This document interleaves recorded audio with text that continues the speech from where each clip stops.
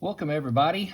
Today's lesson is going to be on the double and half angle identities and how we can use those to simplify trig expressions, okay? So the first one I want to talk about is the double angle identity, and these you don't ever have to remember because you could always derive them on your own. So if you remember, we had the sum angle, okay, formula, and that was equal to the sine of alpha cosine beta plus cosine alpha sine beta, right? So what is true about this term, double angle? It means what? 2 times the same angle. So if I think about that, that would imply alpha would have to be equal to beta, wouldn't it? Because it's twice the same angle. If they're the same, then this becomes the sine of 2 alpha.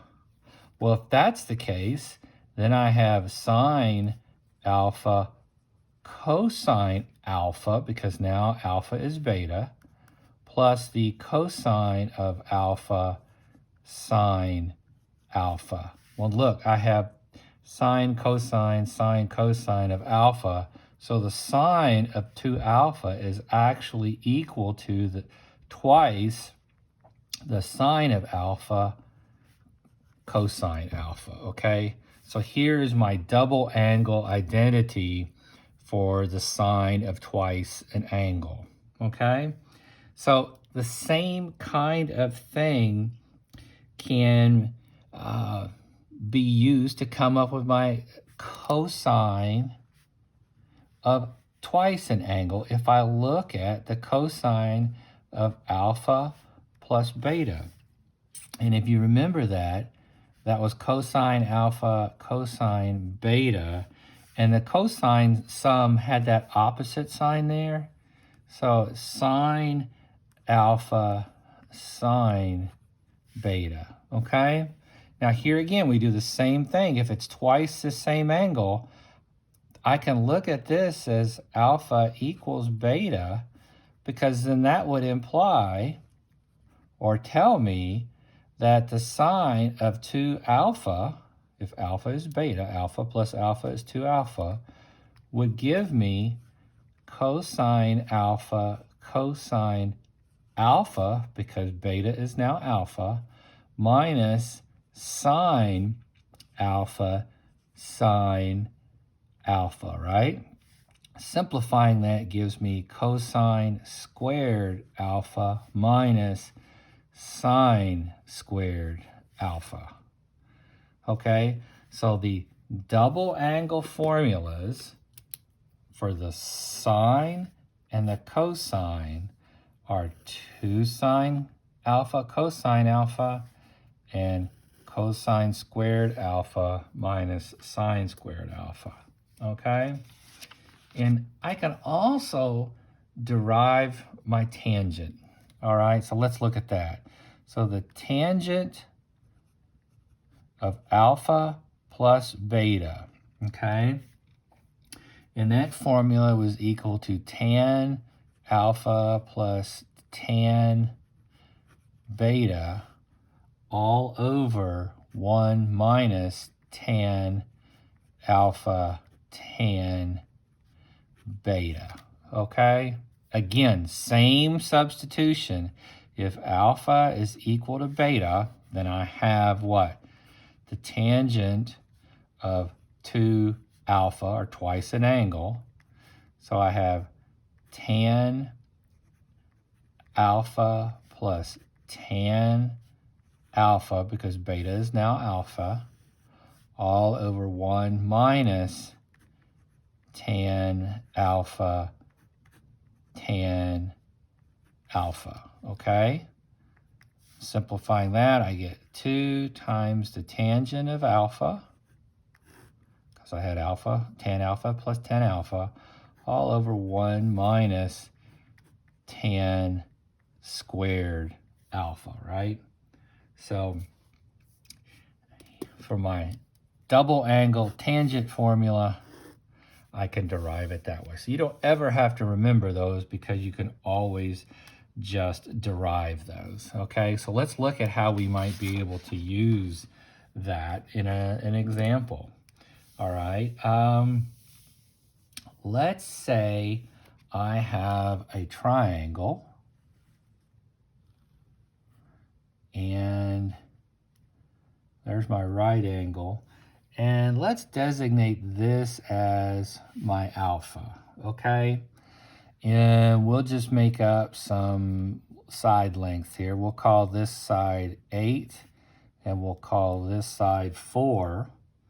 And I want you to use those formulas now and say, well, what is the sine of 2 alpha, okay? So in order to get a sine, I have to have that hypotenuse, right? So my hypotenuse is going to be equal to the square root of 8 squared plus 4 squared is equal to the square root of 64 plus 16 is equal to the square root of 90. And that's 9 times 10, so we'll say this guy is 3 radical 10, okay? So 3 radical 10. All right, so now I can get the normal sine, cosines, or tangents of alpha, right? Sine is opposite over hypotenuse. Cosine is adjacent over hypotenuse. So I go back and I look at my double angle formula, and it is 2 sine alpha cosine alpha, right? Well, I have those values now. So I have 2 times sine of alpha, opposite over hypotenuse. So 4 times 3 radical 10 times the cosine of alpha, adjacent over hypotenuse. So 8 over 3 radical 10, okay? So if I go through and do all my math here, I'm going to have 2 times 4 is 8 times 8 is 64. All over 3 times 3 is 9. Radical 10 times radical 10 is 10, okay? And let's see, I can factor a 2 out of both of those and get 32 over, that would be a 545, okay? So the sine of 2 alpha is 32/45 for this particular triangle. And of course, all I have to do to find cosine 2 alpha, sine 2 alpha, is take those sines and cosine values I just calculated and plug them into those values or those equations, right? Okay, so let's look at another kind of problem we might have. All right, so let's say I know that the sine of alpha is equal to 4/5, okay? And I'm going to specify that alpha is in the second quadrant, okay? So the sine of alpha is in the second quadrant. So if the sine is positive, I know my cosine is going to be negative, right? So if I have, if I'm over here and I'm working in my second quadrant, aren't I going to have some sort of angle here where this is my hypotenuse, right? This is my sine value, so that's 4. There is my alpha, okay? So this is my cosine value down here. And this is a traditional triangle. If I go through the Pythagorean theorem, I'm going to find out that that is equal to 3, because 3 squared is 9 plus 14 squared is 16. 9 and 16 is 25. I'm going to get this 3 has to be the right side, okay? So this tells me what? That the cosine of alpha is not 3/5, but negative 3/5, since I'm over in this second quadrant, right? Okay, so just let's look at cosine of 2 alpha on this particular one, okay? And when I look at that, I've got to come up with go back and get my formula. And the cosine of 2 alpha is the cosine squared of alpha minus the sine squared of alpha, okay? Well, here we go. Cosine squared, well, what is a cosine? It's minus 3/5 squared minus the sine, which is 4/5 squared. That's going to give me 9/25 minus, because again, that's positive because I squared it, minus 16/25. And when I look at that, I get minus 7/25 as the cosine of 2 alpha, okay? So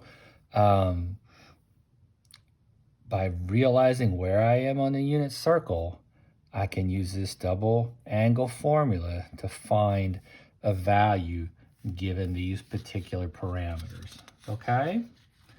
So there are some other formulas that we need to look at, and they're called power reducing identities, okay? So power reducing identities. And they are sine squared of alpha is equal to 1 minus cosine alpha all over 2. Cosine squared alpha is equal to 1 plus cosine alpha all over 2. And then the tan squared of alpha is equal to 1 minus cosine alpha. I'm sorry, these are all 2 alphas. 1 minus cosine 2 alpha over 1 plus cosine 2 alpha. And you would expect that, right? Sine over cosine would give me my numerator here and numerator here on top of one another, okay? So how can I use something like that, all right? So let's say I have a problem and it is sine to the 4th over alpha. And I want you to reduce that to an equation that only has sines or cosines to the first power, all right?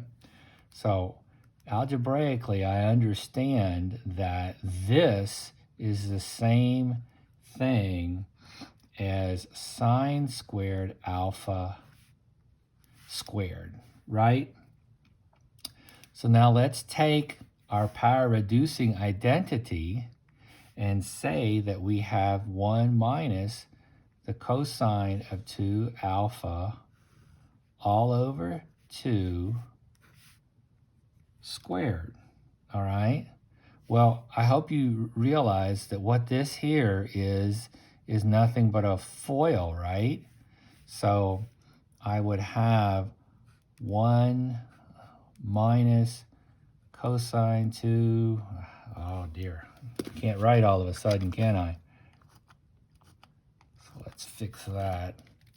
1 minus 2 alpha times 1 minus cosine 2 alpha all over 4, okay? So I'm going to factor that 4 out and call it 1/4, and then I'm going to FOIL this. So 1 times 1 is 1, minus 1 here, So cosine 2 alpha. I've got the inner of FOIL, so minus cosine of 2 alpha. And here, my last, I'm going to get plus cosine squared alpha, right? So what does that mean? Well, I have 1/4 times 1. I can combine these two, minus 2 cosine 2 alpha. But I have a problem here because my goal was to take sine to the 4th and reduce it to an expression where my highest power is 1, okay? But the beauty of this is I can take this guy right here and substitute in this power reducing identity, right? And call him 1 plus the cosine of 2 alpha all over 2, right? So that takes that equation and simplifies it down to a term with, and that should have been different here, right? Why did I make a mistake there? Because this term here was not alpha, was it? This term here was 2 alpha, right? Cosine 2 alpha times cosine 2 alpha. And up here, my identity says I have to double what is ever here. So that would actually end up being a 4 alpha there, okay? So here I've gone through a bunch of examples of using these double angle and power reducing identities. Now what we're going to look at are the half angle identities, okay?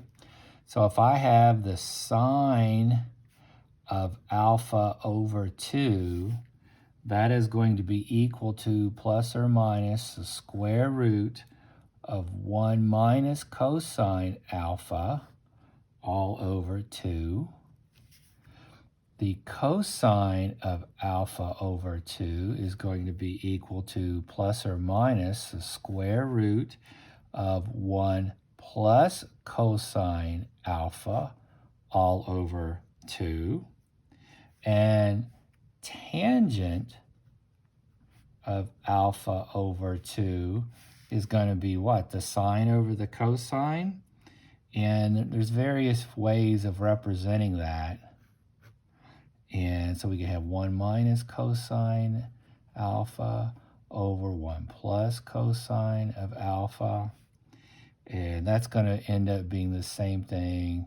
There's some different ways of looking at that. 1 sine alpha over 1 plus cosine alpha, and 1 minus cosine alpha all over sine alpha. So you just have to realize that these things are available, and these plus minuses that you have, all of that depends on the quadrant that alpha over 2 resides in, okay? So you have to know where that angle is in order to do that, all right? So let's look at some problems here.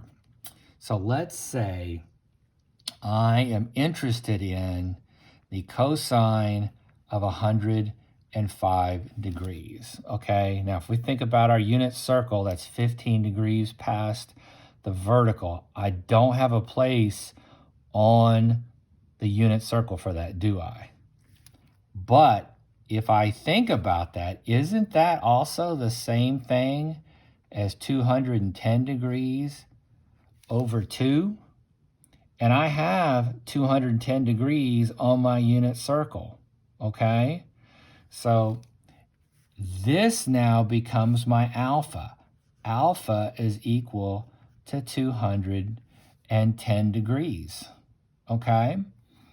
So what can I do with that? Well, I need to plug into this formula.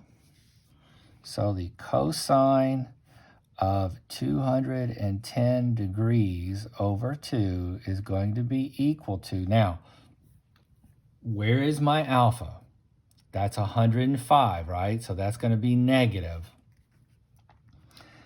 So I'm going to have the negative square root of 1 plus the cosine of 210 degrees all over 2. So all I have to do now is remember what the cosine of 210 degrees is, okay? So if I think about that, the cosine of 210 degrees, well, it's got to be negative because it's going to be over on the left-hand side of the graph. That's 30 degrees below 180. And so I know that far out, it has to be radical 3 over 2, okay? So I want to go through now and figure this out. So I get minus the square root of 1. This minus comes in, radical 3 over 2, all over 2. Okay? So I can think of 1 as what? Isn't that the same thing as 2 over 2? It is. So that gives me the negative square root of 2 minus radical 3 over 2 all over 2, which is going to give me the negative square root of 2 minus radical 3, isn't it? So if I multiply this by that, oops, I made a mistake there, didn't I? Sure did. Because in order to do my complex fraction, I would multiply by 1 over 2, 1 over 2, wouldn't I? That makes this denominator here 4. And then I can simplify that into minus radical 2 minus radical 3 all over 2. Okay, so that's one way to go about taking that half angle formula and using it to simplify these expressions and things, okay? So let's do one more problem here, and let's look at an identity, all right? And this identity is 2 cosecant x cosine squared x over 2 is equal to the sine of x minus 1 minus the cosine of x. Okay, now remember when we verify, we're going to look at one side versus the other, and that's all we're going to look at, right? So let's take, which side I think the most complex side would have to be the left-hand side, wouldn't you? So let's look at that guy. And if I'm going to use some of these formulas that I have, there's a half angle, right? And I know that my half angle is the square root of something, but look at this. The half angle for a cosine is the square root, right? And in this problem, I've got a square. So I can substitute just what's underneath the radical because it's going to get squared, isn't it? Because this is the cosine of half an angle, and I'm looking at the cosine squared of half an angle. So this problem would become 2 times the cosecant of x times 1 plus the cosine of x all over 2, okay? So that works out real nice. because I'm going to be able to cancel out those 2's, right? They're going to cancel. And I'm going to now start to think about, well, what can I do?